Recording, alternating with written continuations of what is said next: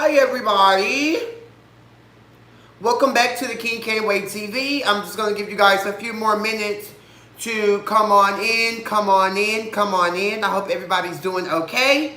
And we're about to talk Real Housewives of Potomac. Just going to give you guys a few moments to come on in. If you're here, if this fan is loud and you can't hear, go ahead and let me know, because I have to get myself a fan to put right here in the King Can't Wait TV production studio. So that's just where we're at with everything. So y'all just let me know. I can hear. Hey Gemini, hope all is well. Hope you're doing good.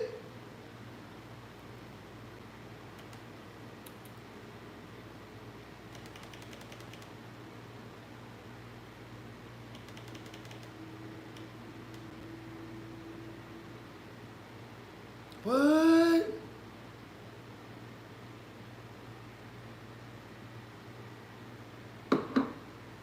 How y'all doing tonight? How's everybody doing? How's life? How's the energy? How's everybody? How's the world out there today?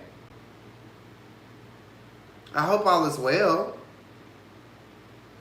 I know we've been waiting a goddamn long ass time for the Real Housewives of Potomac to even come back out. So I was super excited.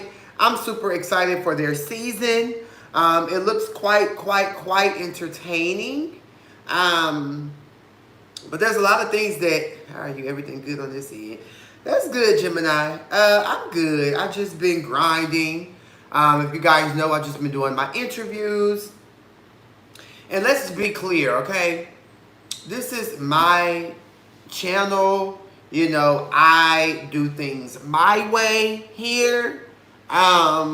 So whatever I choose to do, whoever I choose to interview, that is my business. That is my right. Let's be clear. I've had a YouTube channel for a very long time. Sorry that some of you girls are just now catching up to it. But I've been reviewing shows on my channel, and now the interviews is just a new thing that I'm totally interested in doing, and it's been going really good. I've appreciated all of my guests thus far. Like that I've had on the actual couch here. Our guy from G Status, Quentin from The Shit We Do for Love, Travis from The Shit We Do for Love and Chasing Atlanta Season 4. And also Chasing Atlanta Season 4 newbie, Neek.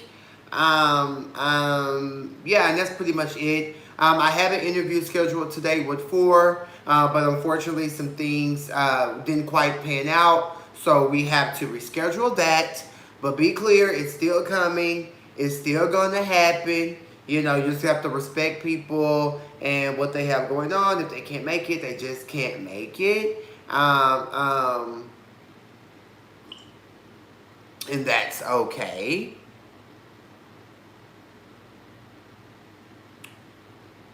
Well, word on the curb, there's just some people who feel like I'm stepping out of my lane, Gemini, with what I'm doing. But I just feel like you can't put me in the box. Like, I'm a multi-talented young black man, young black gay man.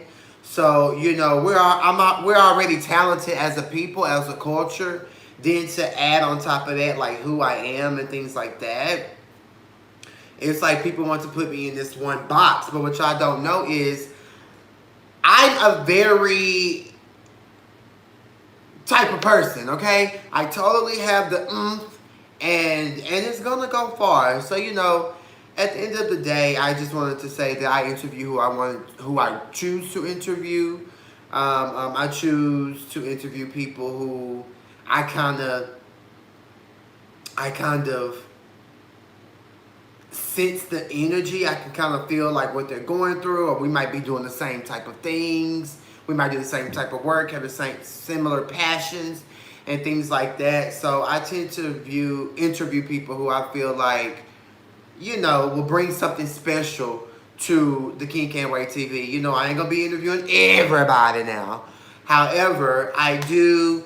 I'm sorry, not review. I'm not going to interview everybody now. However, I do interview those who I deem appropriate for my channel. Okay? Hey, Michelle. So it's been 5 minutes. So without further ado, let's hop right on into The Real Housewives of Potomac, Season 5, Episode 1. I'm doing good, boo. So it opens up. We all know that Monique and Candice is going to have this big brawl later on in the season. So it kind of opens up with everybody just being shook in the aftermath of them throwing them bowls at one another. I thought it was great to open the show up with that, to give us something to look forward to, because let's be clear, as sad as it may be and as sad as it may sound, that is what we all are waiting for when it comes to Pirapoo, when it comes to The Real Housewives of Potomac. That's something we're waiting for. That's something we're standing for. We can't wait to see Monique beat the shit out of Candice, because we all know Candice has lip, okay? Now, I'm not a violent... I don't support violence. I don't support man on woman, woman on woman, woman on man. I don't support physical violence. I don't support physical violence. I don't support physical violence. However, we will be gagging at the brawl between Monique and Candice, and even Bravo, True TV, even they all feel that it was pretty important, which is why they opened up the show with it. And then we see, the little clip with Gizelle and Robin and Karen all having to sit down with Monique. And, Giselle's like, we're classy. Like, in 5 minutes, we lost our class. And, and Karen's pretty much like, it got to be addressed. It got to be talked about. And then we see, the clip is pretty much Candice and Monique kind of having words. And Candice like, oh, so did you want to drag me? And Monique's is like, maybe. And like flicks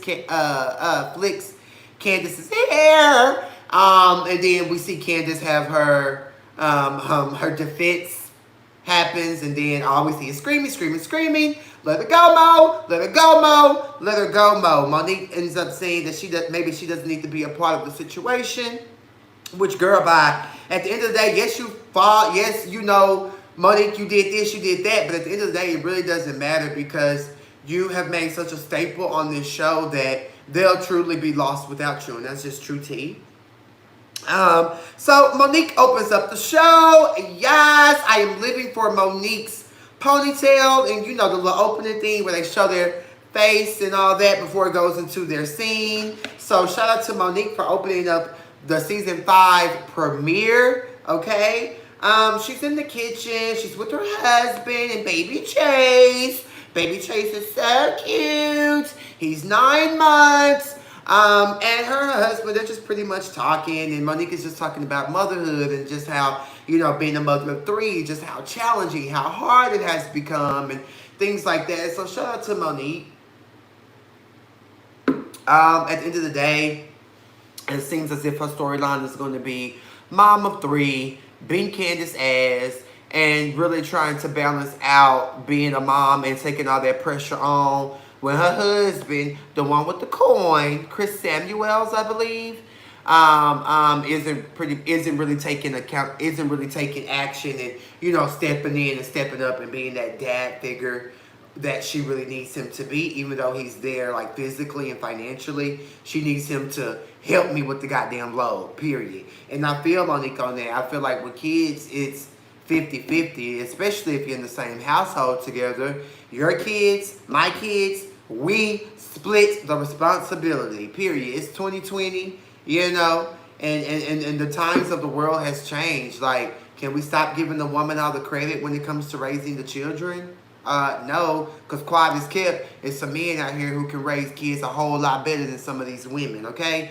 And another thing that I just hate in the world in general is, there's a lot of deadbeat dads, and, deadbeat dads, black dads take a lot of, but there's some deadbeat mamas out there too, okay? There's some trifling, low-down, dirty mamas out there too. There's some mamas who don't give a fuck about their kids. There's some mamas who are trifling, leave their kids all over the place. Baby! Okay? So, that's all I'm saying. I'm just speaking the facts of the situation, okay? She has a new monkey. His name is T'Challa. Monique got in her goddamn Rolls Royce to go down to Karen's house. Karen lives 3 minutes down the street from Monique. Karen is back in Potomac, honey. Karen, the grand dame, is here, and she's here to stay, and that's just on pure repoo. So Karen is sickening in her confessional. Love her short wig. Love the black dress look. Love the pink shoulder top that she has on. Karen, to me, always gives it. She's second best dressed to Candice, even though Candice is younger and, you know, their styles should be on different levels. I feel like Candice is gonna give it up and bring it every time, and for the younger girls on the cast, and Karen is definitely giving it all for, you know, the senior citizens of the group, and so I'm here for that. So shout out to the grand dame Karen. The home is sick. The home is in Potomac. It's not as grand as her season 1 home in Potomac, and it's not as grand as the home she had out in whatever Springs that was when the girls delivered the pizza. The house is a little, she downgraded a little bit, but at the end of the day, she's back in Potomac. She's back with that, area code. So at the end of the day, that's really all that fucking matters, okay? Karen is pretty much not here for the goddamn bird. She's like, girl, you bought this bird on the leash, go get the cage. I agree with that. You're not bringing this bird into my home. It's just too much. It's just too much, okay? Karen opens up to Monique that she's been gone a lot and busy with her fragrance. La Dame is doing great. We all know this in department stores. Take that, Gizelle. It's not in Target. It's in department stores like Saks Fifth Avenue. So that's hashtag major.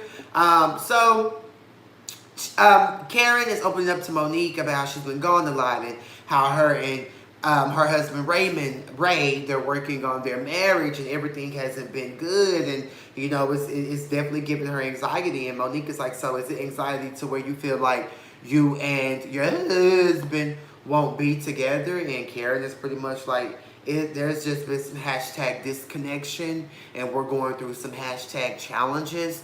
So I would hate to see grandma and grandpa separate and divorce. But Karen says she's fighting for her man, and that's just on period poo. Next we see Gizelle. Her house is coming along. The daughters, they're still pretty. She's back with her cheating ex-husband of 12 years, Jamal Bryant. We all know that he's a mega pastor. I said, child, now we know what that means when somebody's a mega pastor.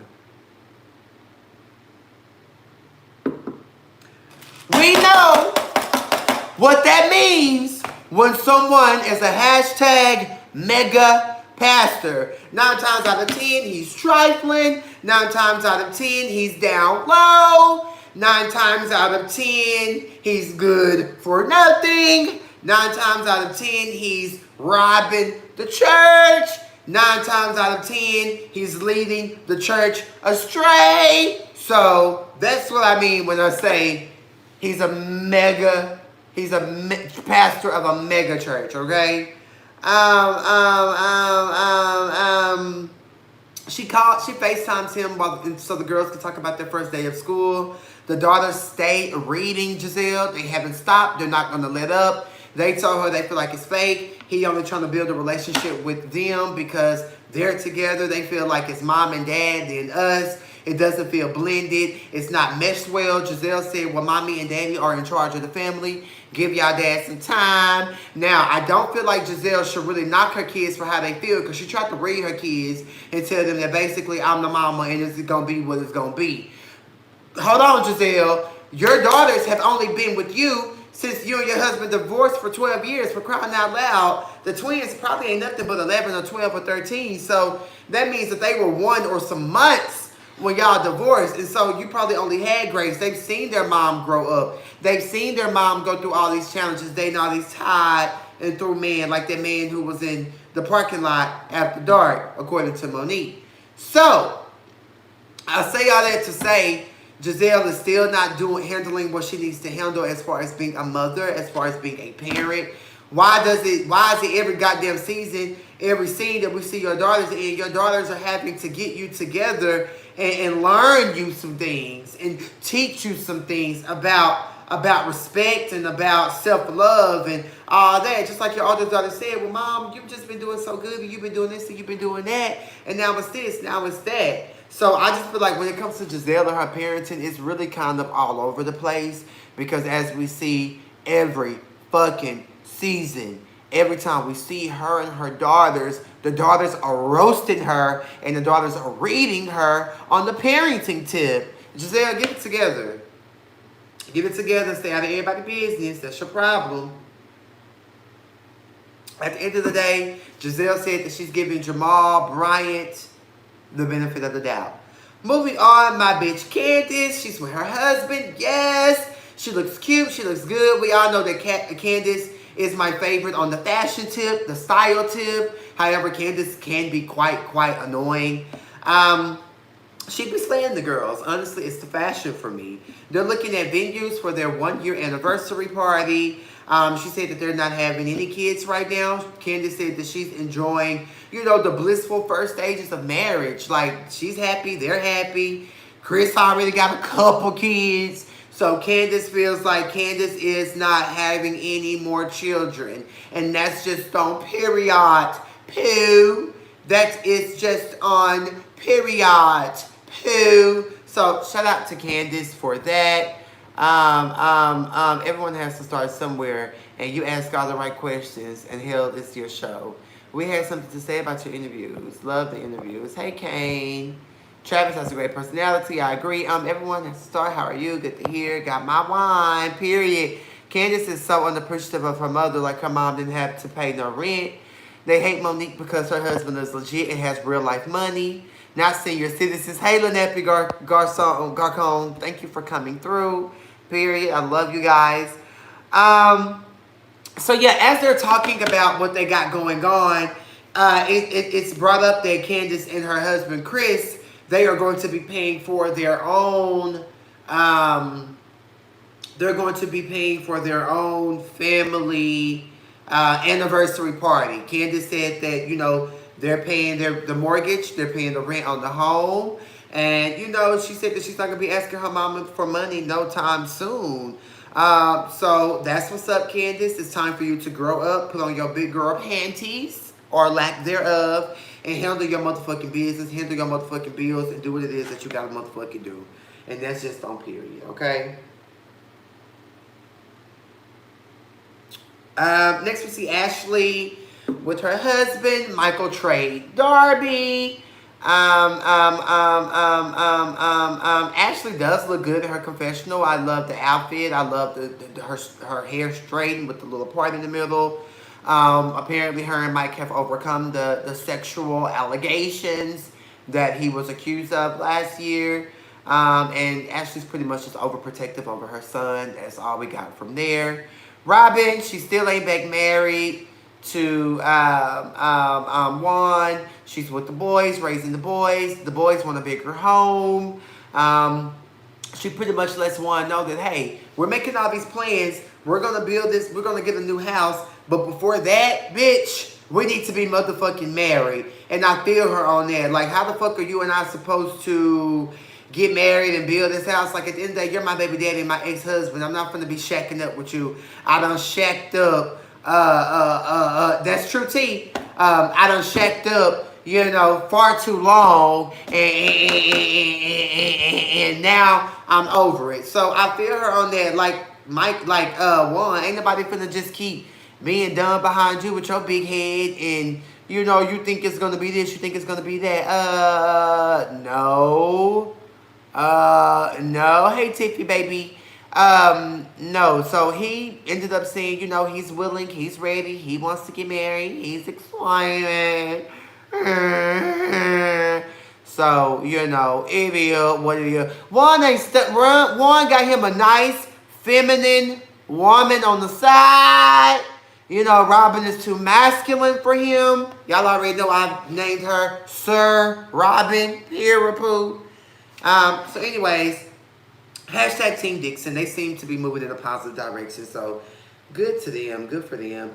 Candice meets with Gizelle to taste the desserts that she's planning on having at the party. Candice, pretty much everybody went down the list. The girls went down the list in their confessional saying how they feel about Gizelle getting back with Juan. Candice, for one, said that she hopes that Gizelle is wearing a condom if y'all together, but she don't know if she would have did it. Monique said that, Gizelle wants some of those tithes and offerings from the church. Baby, I gag. Because we all know Gizelle seems to not be having the coin. Why didn't you ask that boy in the comments? Oh, I'm sorry, Ryan Hall. I honestly did not know. I don't just study the states like that, Social studies was never my strong suit. So anyways, I just thought that was some good tea. So Candice and Gizelle, they get on the guest list and who's coming, who's not. Gizelle reveals that her and the cheating pastor, Jamal Trey Bryant, that they are back together and they're pretty much having sex again. Candice is not inviting Ashley to the party. I feel like Gizelle should stay out of Monique's pockets, asking her, who's paying for the party and this, that, and the third, like who cares. Then Gizelle and Candice kind of go a little back and forth. There's a little tension at the dinner table. Finally had her anchor, baby. That's all she wanted. Okay, Ashley got her bag, period. So Monique is pretty much like, Candice is pretty much like, Gizelle is like, okay, girl, so you said some things, about me on Twitter, that were really hurtful, talking about my build a home and this, that, and the third. Y'all know Candice is very lethal with her shade, which is another reason why I like her, another reason why I resonate with Candice, because if you come for Candice, and Candice is going to eat your ass alive with her words. It's going to make you want to pop her ass in the mouth. Okay, so we here for Candice here at the King Can't Wait TV, okay? So apparently Candice had tweeted something negative about Gizelle buying a home, not having no coin, this, that, and the third, and Gizelle got in her bag about it. But Candice was like, well, that's only because on the after show, you trying to sniggle and giggle about my house and me paying my rent, this, that, and the third. So shade, deserves shade. And here we go. We're back to that whole thing with Gizelle, you and your feelings, because you threw shade first, and then Candice came back and threw a goddamn tree for the 1,000th time. And I say that all the time here on the King Can't Wait TV. You can't throw shade at a bitch and then facilitate the degree of the shade that comes back to you. You shouldn't even be throwing the shade at this person that you don't even know, and you don't know what the tea is or how they're gonna respond or this, that, and the third, or what may have you.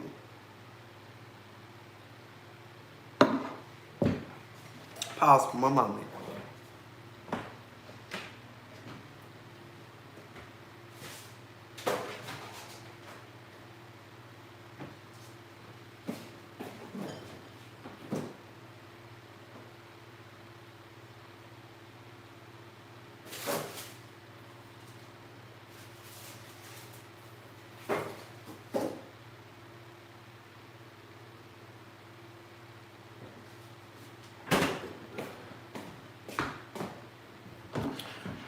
Okay, I'm back. And that's just on period. At the end of the day, that's just on period. Like,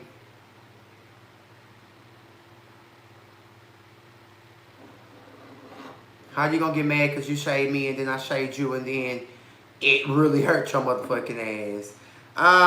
So it seems like they just kind of like ended on like an awkward note and really paying it dust. So that's that. Monique goes to see Ashley. They're pretty much having a mommy and me day with their newborn sons. Chase is using the potty at 9 months. That is so beautiful and so dope to see. I don't think Candice got a new face. Candice looked about normal. Candice looked the same to me. So I don't know about her get the new face, period. Candice didn't reach out to everyone else. Candice didn't reach out to Ashley when Ashley had the baby. And then Monique and Ashley discussed that, Ashley's not invited to the party. And Ashley just don't fuck with Candice. She said that she don't need no hamster face hoes coming for her child. And we all know how Candice feels about Ashley. She feels like Ashley is just, a spoiled trick type of bitch. and that's just how she feels, and it is what it is at the end of the day, and it truly, truly, truly is. Mo and Candice are allegedly moving forward. They met 2 days before Monique went over to Ashley's house to have a conversation. So we'll see how it goes. We already know they're going to get up. They're going to end up brawling, okay? Next, we're at the anniversary party. Candice is slaying. Love her outfit. Love her little diamond tutu with her denim. The theme was denim and diamonds. She didn't want to do too much because the wedding was so extravagant. But she looks really, really, really, really, really, really cute in this outfit. She's there with her husband. Her mama, Big Nose Dorothy, is there. Candice says that they're working on their relationship. Do you think Candice's man is fine? Yes, Bentley Beauvoir. I think he is absolutely beautiful. I love a wigger, which is a white.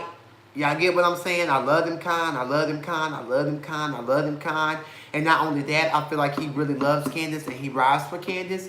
And Chris ain't no punk at the end of the day. And I love him. Karen, you know, she shows up. Wendy Osifo, the new girl from Nigeria, she shows up. Karen says to say that her and Wendy have served on boards together. They've done this together. They've done that together. And Karen says that she's just not impressed with Wendy, period. But Wendy come through. Monique comes. Her and Wendy seem to have similar outfits on. The hairstyle is similar. Their body frame, skinny, big titties, no ass is the same. They both have on their jackets off their shoulders the same. Then we find out they both have children who are the same age with newborn babies. Wendy opens up that she's from Nigeria. She's Nigerian. And then Monique is like, oh my God, I'm 35% Nigerian. So Monique and Wendy meeting is definitely giving when Monique and Candice first met tease. It's giving that same energy. It's giving that same vibe. So baby, we shall see. And yes, he began Candice together. Yes, and checking her when she starts doing too much, like when she called her a spoiled brat and Candice was so shook. Yes, after he got her together, after she threw that knife at Ashley, I just like him. And then he gonna also get anybody together who's against his wife. He gonna also let these hoes know who against his wife. And that's just on period, poo. That's just on period, poo. I love Candice's husband, just like I love Mike Sterling, Eva's husband, on Atlanta Housewives. Oop, Eva's not there anymore. My bad. My bad.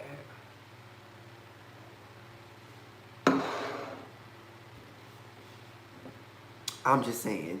I don't know why Karen would throw that dry shade at Wendy. Like, what's the tea? What Wendy do to you? Come on, Grandma, get it together.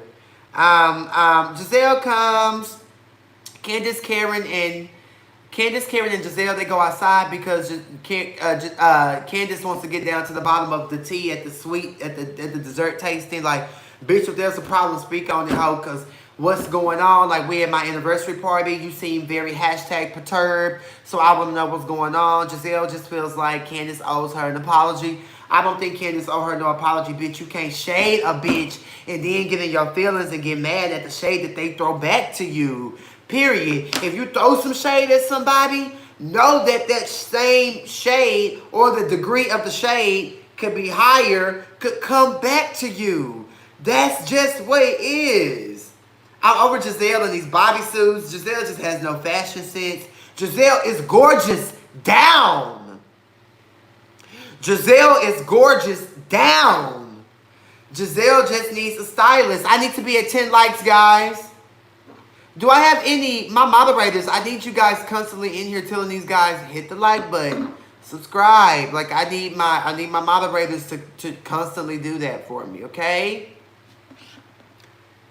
Just like I interviewed Travis today, and these y'all was playing on my top, not coming through. Like, just like the video. That's just period. That is just period, poo. Let me get to 10 likes, guys. Let's get to 10 likes, guys. Let's get to 10 likes, guys. Let's get to 10 likes, guys.